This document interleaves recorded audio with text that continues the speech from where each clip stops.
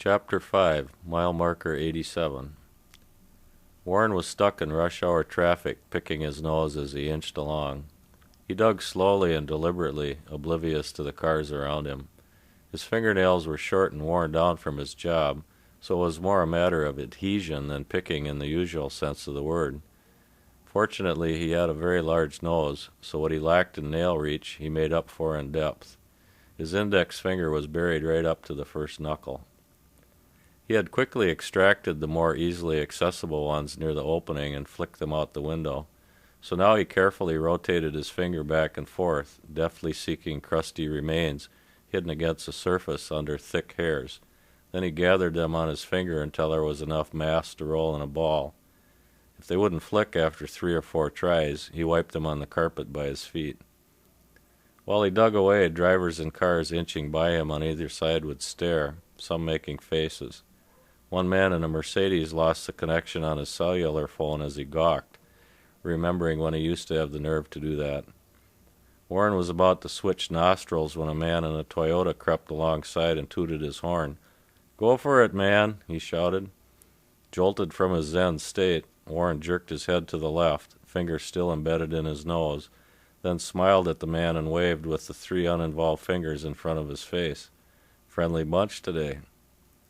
He switched hands on the steering wheel and tackled the left nostril, finally finishing his last bit of personal hygiene somewhere near mile marker 87. The traffic picked up and he was going about 30 miles an hour when he snorted after a guest on the talk radio station he was listening to said something funny. Wait a minute.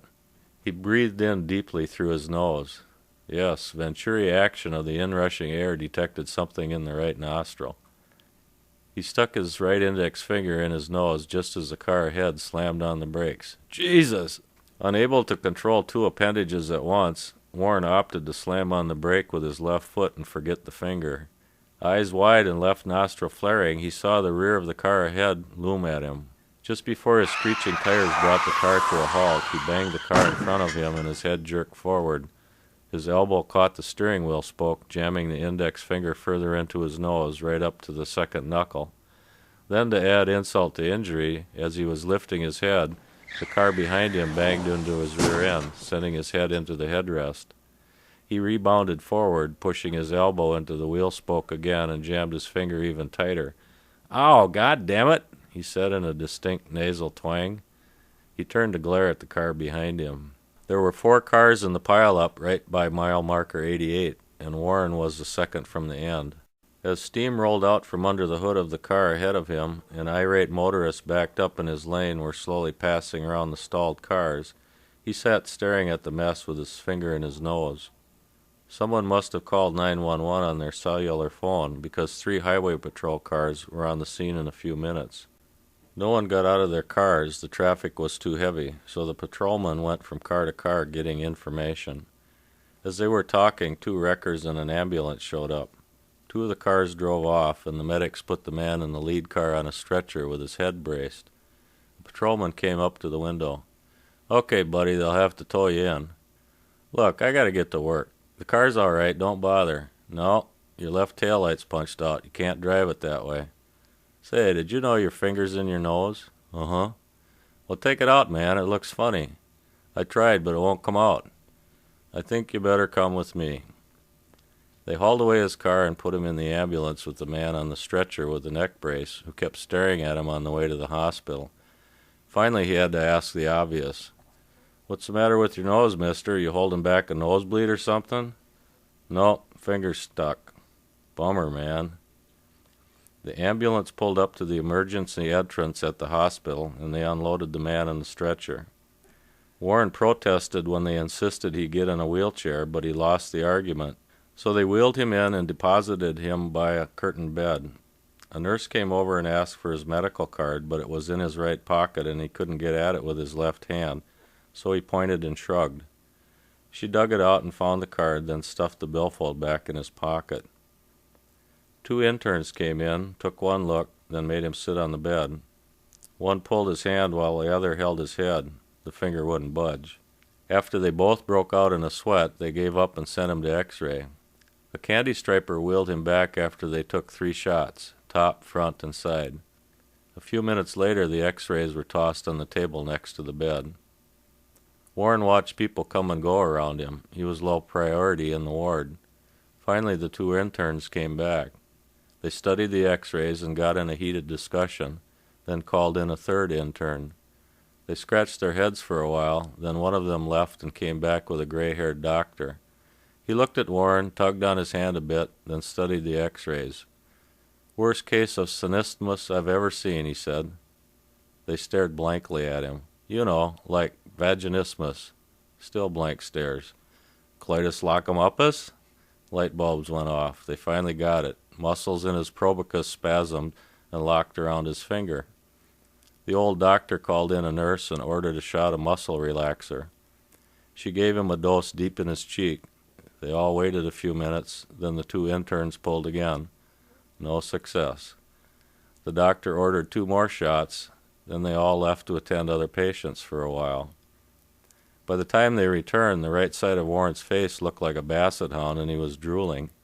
The interns pulled again. Still no success. "I think we have to cut," said the doctor. Warren's left eye got wide as he pointed to his face with his free hand. "No, thir, you ain't cuttin' thith nose." The doctor frowned. Then he and the interns looked at the x-rays again. He pointed to the spot where Warren's first knuckle took a turn into the sinus cavity, tapping on the image with the popsicle stick in his hand. "Dielastic cartilage impactational affectation." Blank stares. "Chinese finger-locking gizmo." Got it. Went in easy, won't come out without a fight. A man from building maintenance was fixing a wall outlet near the bed next to Warren's and had been listening. He came over to the doctor and another heated discussion followed. He'd had a problem similar to this with a drop valve in his '74 Pontiac. After everyone nodded their heads, they went off. The intern who did most of the tugging looked something up in the toxicology book, and the other intern gathered some materials. The maintenance man returned with a cart full of odds and ends from his workshop. They all gathered around Warren and pulled the privacy curtain shut. They laid him face up on the bed and duct-taped his mouth shut. Then they put rubber plugs in his ears and started an air compressor on the cart. The maintenance man sprayed a liberal dose of WD-40 around the shaft of Warren's stuck finger and waited for it to ooze into the opening. One intern pushed on the earplugs as the other put wads of gauze over Warren's eyes and pushed down. They told Warren to take a deep breath. Then the maintenance man shoved the nozzle of the compressor hose up his left nostril and packed the opening tight with plumber's putty. He held the putty tight with one hand and pulled the trigger on the nozzle with the other hand as everyone turned their heads and winced. Warren's cheeks puffed out. The compressor strained. His face turned blue. Nothing happened. Warren started thrashing. Hell, this isn't working. The maintenance man reached for the compressor switch. Like a cork in a champagne bottle, Warren's finger came flying out of his nose with a gusher of atomized WD-40 right behind it, fluttering the curtains and drenching the cubicle. Warren grabbed the nozzle, shoved up his nose, yanked it out, and frantically gasped for breath as the rest of them looked on, still dazed from the explosion. Everyone blinked a few times, then they took out his earplugs and removed the gauze and the tape. They shook the maintenance man's hand, then he packed up his things and left. The old doctor patted Warren on the back and gave him a thumbs up. Then they left as Warren lay there bug-eyed. They let him rest for a few minutes, then put a splint on his sore index finger, shoved some cotton up his throbbing right nostril, and ushered him out. He looked at his watch. It was nearly 10 o'clock. Man, am I late for work. The hospital was less than a mile from his home, so he decided to take a bus back to the house and get the other car.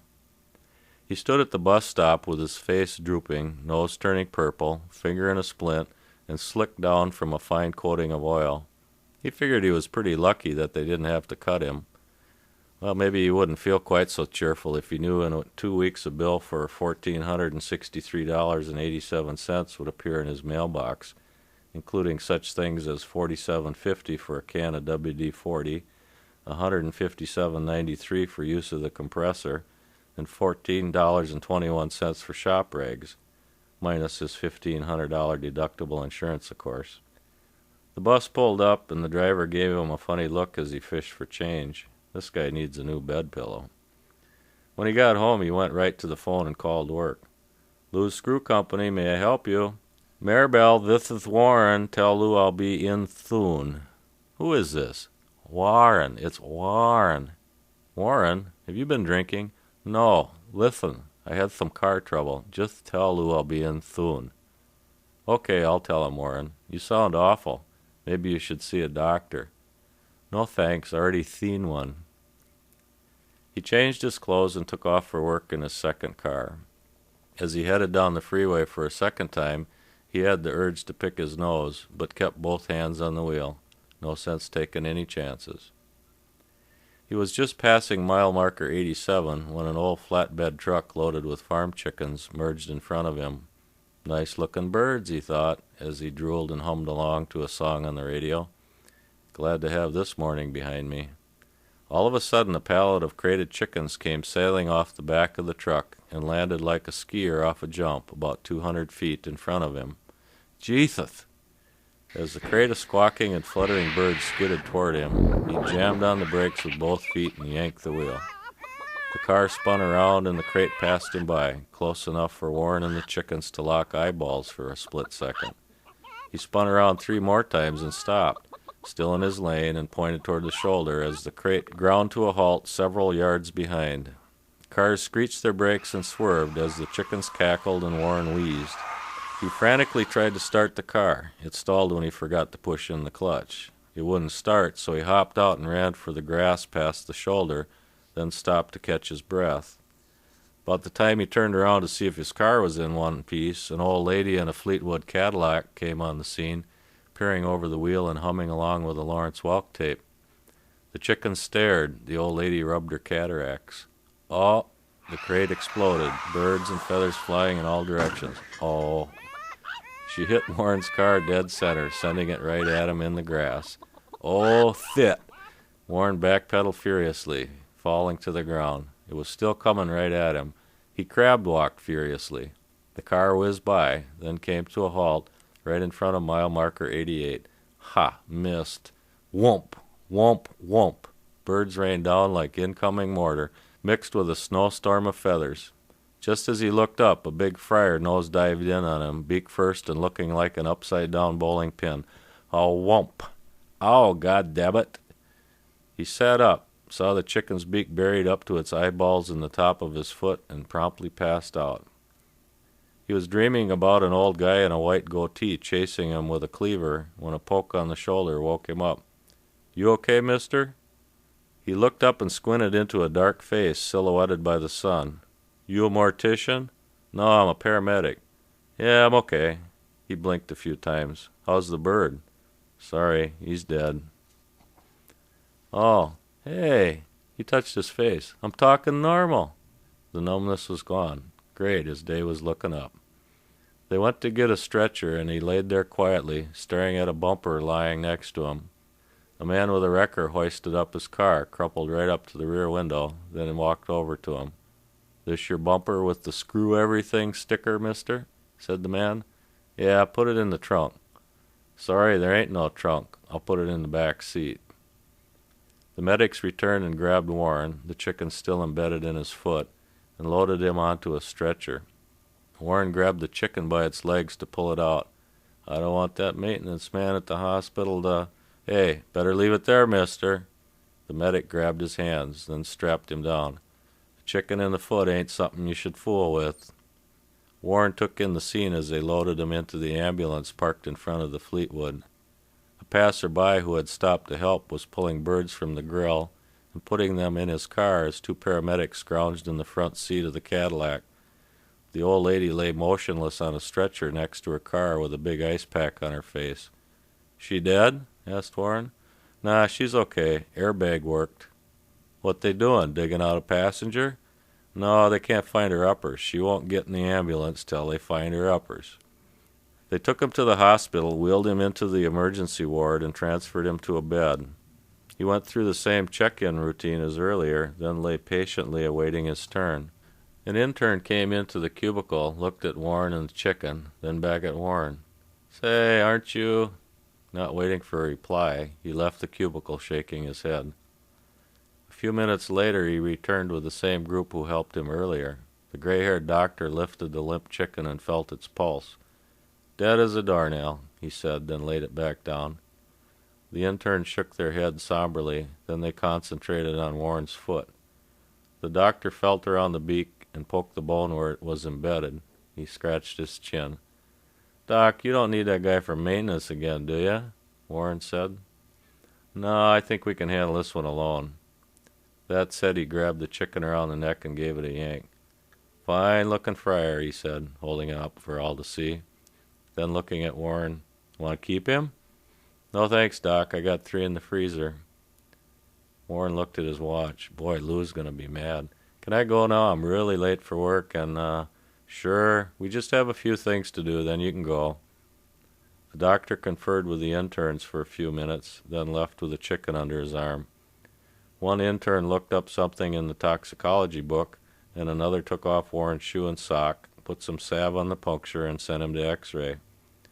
When he got back from X-ray, a nurse gave him 3 shots in the rump, then told him to wait.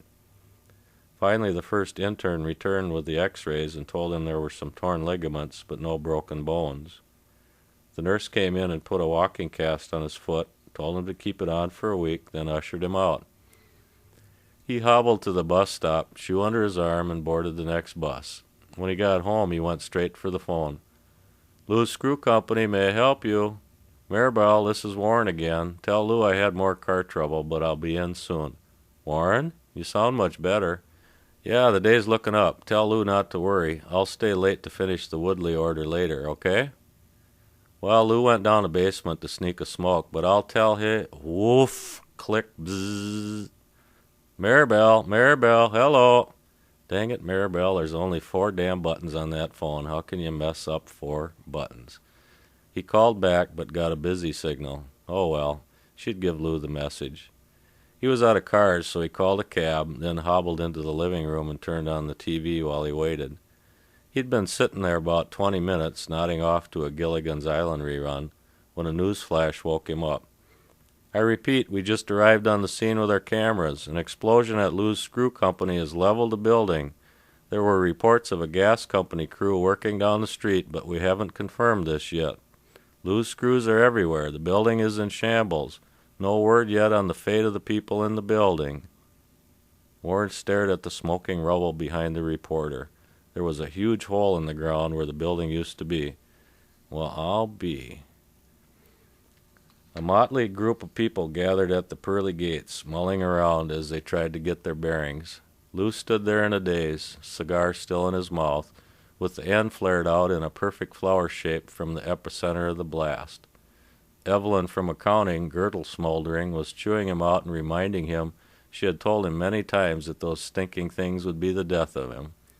Maribel just stood there looking into the phone with its cord dangling at her side, wondering what her wig was doing draped over the receiver. 4 men from shipping and receiving were standing around picking flathead screws and stove bolts from their hides, trying to put them back in their packing bins, while one of the salesmen was trying to extract a coffee cup from the mouth of another salesman.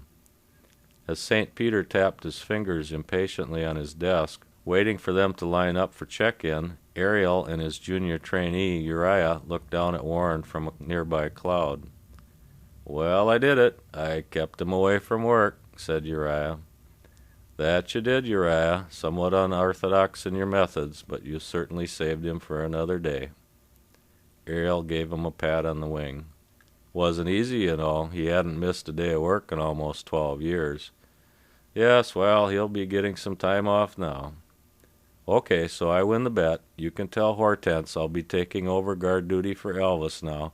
They almost found him last—" "Just a minute," interrupted Ariel. "I said you did a good job.